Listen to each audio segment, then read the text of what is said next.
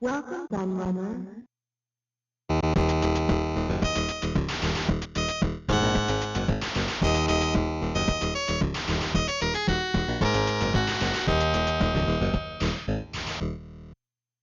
The glory days of the video game arcade might be a long way behind us, sadly, but they certainly haven't been forgotten, and in this video I'm going to take you back over 25 years to those heady days that played such an important part in our youth.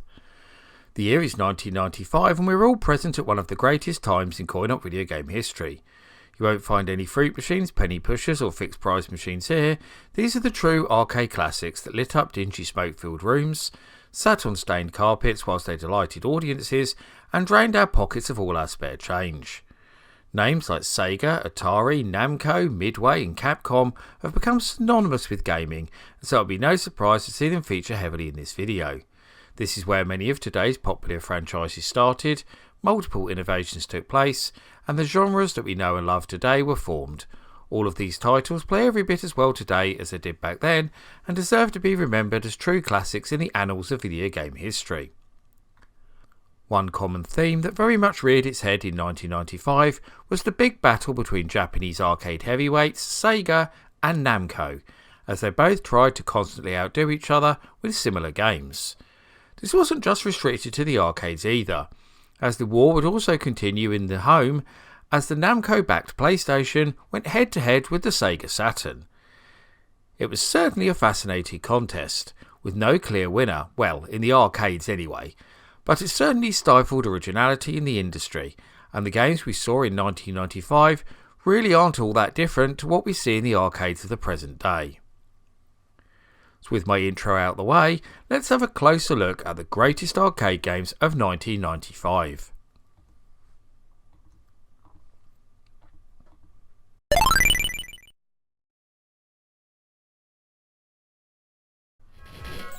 Mega Man is very much known as a home console franchise that originated on the Nintendo NES. Not many people seem to be aware though that there is also an arcade game spin-off in the form of Mega Man Power Battle. But don't get too excited because this game and indeed its sequel are very different to the console games. Instead of a platformer we have a one-on-one fighter where you can choose between Mega Man, Bass and Proto Man as you take on Dr. Wily's robot minions, including many of the bosses from the previous titles. There's also a fun two-player team-up mode available here too.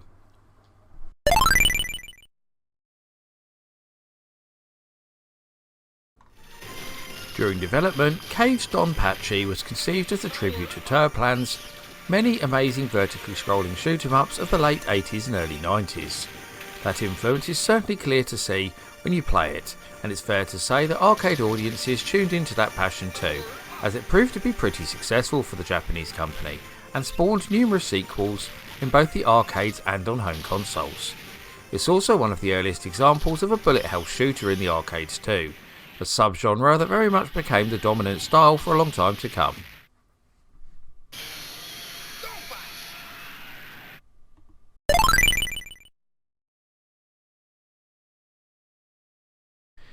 In the mid-90s, some intelligent bod at movie studio thought it would be a good idea to make a movie based on the smash hit Street Fighter II game. They also thought it was clever to cast the Belgian Jean-Claude Van Damme as the American Guile and the Australian Kylie Minogue as the English Cammy. The movie bombed and was panned universally by the critics. Only Raul Julia as M. Bison came out with any credit. Despite all this, an even brighter spark at Capcom thought it would be great to turn this movie based on a game back into a game and bring it round full circle. And here we are.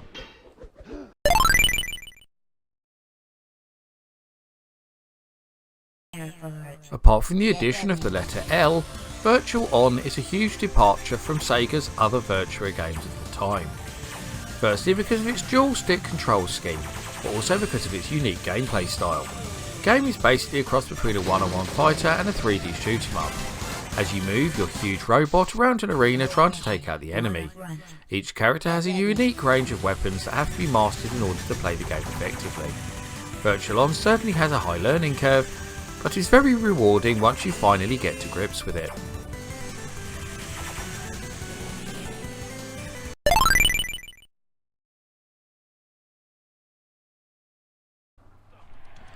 Seeing the title of this game, you would be forgiven for thinking that it's a wrestling game. After all, it has the WWF license, all the big stars on the cabinet art, and is named after one of their most famous pay-per-view events. However, this is nothing more than a Mortal Kombat style one-on-one fighter using the same digitisation techniques. Sure, there is a ring and a few familiar wrestling moves, but that is where the similarity to the real thing ends. There are 8 wrestling superstars on offer who all have their own range of outlandish attacks, and several different game modes you can take part in too.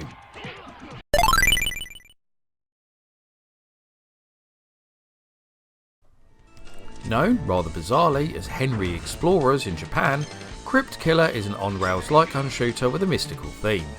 In the game, up to 3 players can team up to take out the vast array of rather gruesome enemies, including mummies, skeletons, fishmen, gargoyles, and giant serpents. At the end of each level, you must defeat a boss, collect your treasure, and then move on to the next location. Along the way, you can grab the usual array of weapon upgrades and other power-ups. Crypt Killer certainly doesn't do anything original, but that doesn't make it any less enjoyable to play.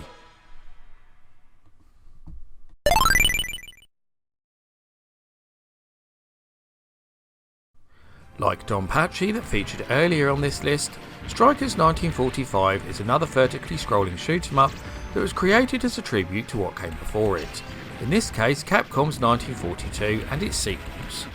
As you can probably guess by the name, however, this one is actually set after the Second World War, with an imaginary plot involving a new enemy trying to take advantage of a ravaged planet. Unlike Donpachi though, this one sticks to the original formula, being a much more traditional shooter with a great range of different enemies, awesome power-ups, and an all-essential 2-player mode.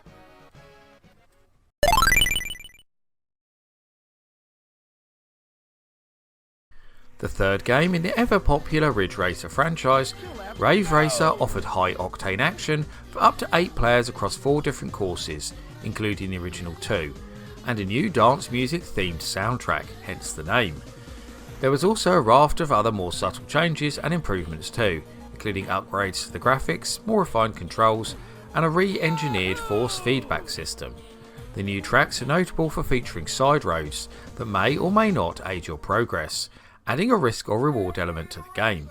If you enjoyed what came before it, then you'll also love this.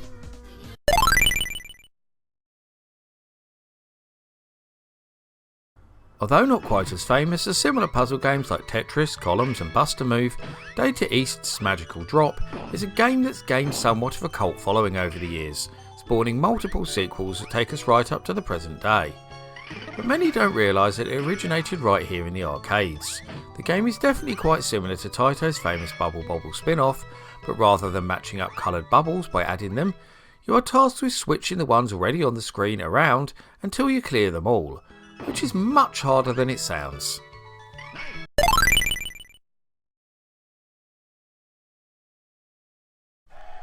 When people discuss Sega's great racing games of this period, they usually talk about Daytona USA and Sega Rally, but forget about poor old Manx TT.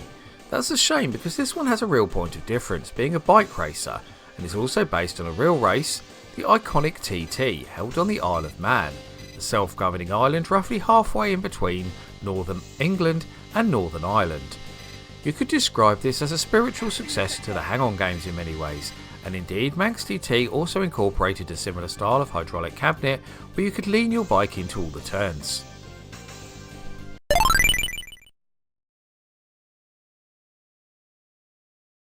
Tetris is without doubt one of the greatest games of all time, and usually when people try to mess with the tried and tested formula by adding to it or trying to improve it somehow, something usually goes horribly wrong.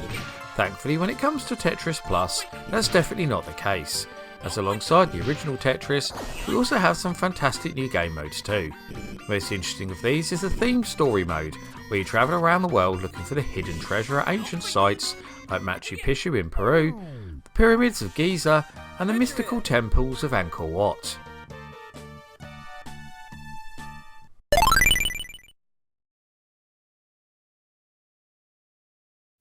Once Sega saw the success of the early Virtua games like Virtua Racing and Virtua Fighter, they decided to adapt this idea to as many different genres as possible, but found great success with sports games in particular, and most notably Virtua Striker. Now, footy games in the arcade certainly weren't unusual, This was the first time somebody had translated the so-called beautiful game into 3D. You can choose between 18 different international teams, pick your formation, and play in a tournament mode or against a friend. Virtua Striker was a groundbreaking moment for arcade footy.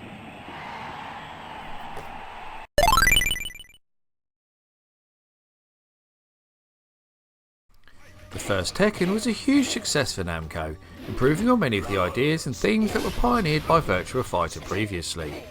Sega then hit back with a sequel to their groundbreaking 3D polygon fighter, so once again Namco followed suit. Tekken 2 adds 8 new characters into the mix, many of which have become a staple of the franchise, as well as new moves, new arenas, and some more advanced fighting techniques. It also introduced additional gameplay modes that have become standard to the series, including survival mode, time attack, and the brilliant team battle option.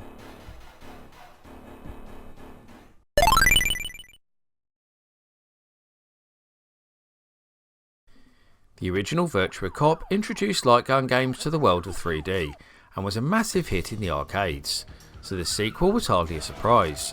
Virtua Cop 2 is pretty much the same as the original, but does have a few minor differences. Firstly, they tried to make the game a little bit less linear by introducing several route selections throughout it. There's also more interaction with the backgrounds too, as you can now shoot and destroy even more objects than before.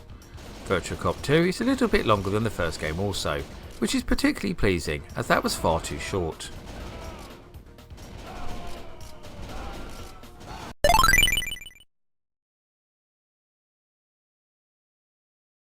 Time Crisis is undoubtedly one of Namco's most iconic and popular arcade games of this era.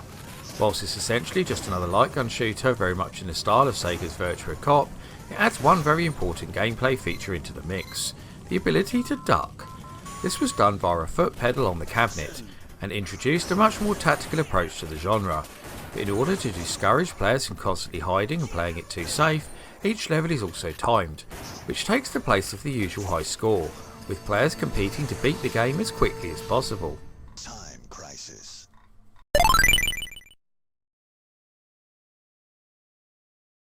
Despite starting life as a rival to the hugely popular Street Fighter 2, Midway had, unlike Capcom, avoided making seemingly endless updates to their games, instead preferring to make true sequels.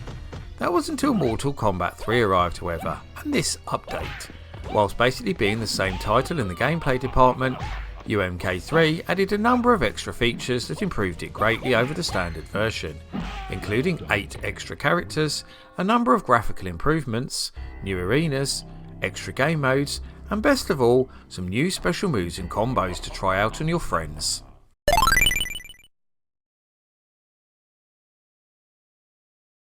As the title gives away, this gun shooter is entirely set in America's top secret military base, Area 51.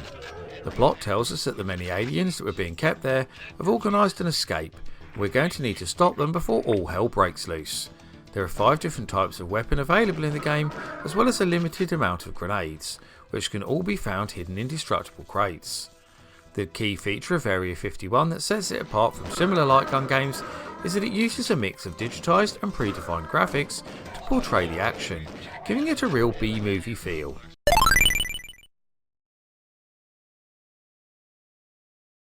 Probably the best way to describe Fighting Vipers is as Virtua Fighter with walls. I say this because it's also a 3D fighting game. Each arena is enclosed by a large wall that adds some new gameplay dynamics. The first of these is, of course, that the players will bounce off these walls, allowing you to land repeated blows. You can also trap them in the corners using the same technique.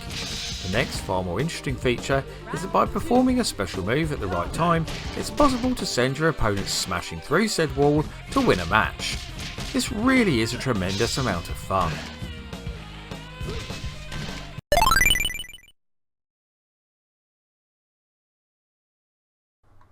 Once you get into the late 90s, there are very few arcade games that became a global phenomenon, unlike the many classics of the early 80s golden age. But one coin-op that very much fits that billing is Golden Tee 3D, a sequel to the game that had already seen drunken people in the corners of pubs ripping the skin off their hands everywhere. This update not only featured new 3D visuals, but also network play, allowing you to compete against other drunken yobs all around the world. it certainly wasn't surprising to see the game receive multiple updates and further sequels that are still arriving in the present day.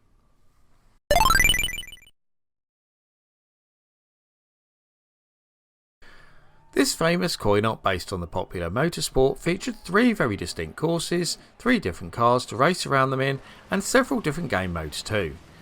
You have the desert with its drifting and easy turns, the forest with its road hazards and corners that creep up on you, and finally the ultimate challenge of the mountain. The Lancia Delta, Toyota Celica and the special hidden car provide the thrills, and each can be customised to your own settings. Sega Rally isn't just the best arcade game of 1995, it's one of the finest coin-op video games of all time, and a must-play for everyone out there. And that rounds up my look at the greatest arcade games of 1995. Are there any others that you can think of that should have made the list? Or do you disagree with any of the entries that I did include? I'd love to hear your thoughts in the comments. Before I go though, I must thank all of my loyal patrons for continuing to support my channel and make videos like this possible. However, I must give special thanks to the following patrons in particular for their much appreciated pledges: D. Vaughan, Mitchell Valentino, Neptune, Seth A. Robinson, Carl Olsen, Aussie B, DOS Gamerman and Electron Star Collapse. If you also want to help support all my creative endeavours, including this YouTube channel, then please go and check out my Patreon right now. You can get access to host extra content, including downloads, exclusive videos, creative insights and much more besides. I've been the Laird, I thank you for watching and I'll see you all again for another video very soon.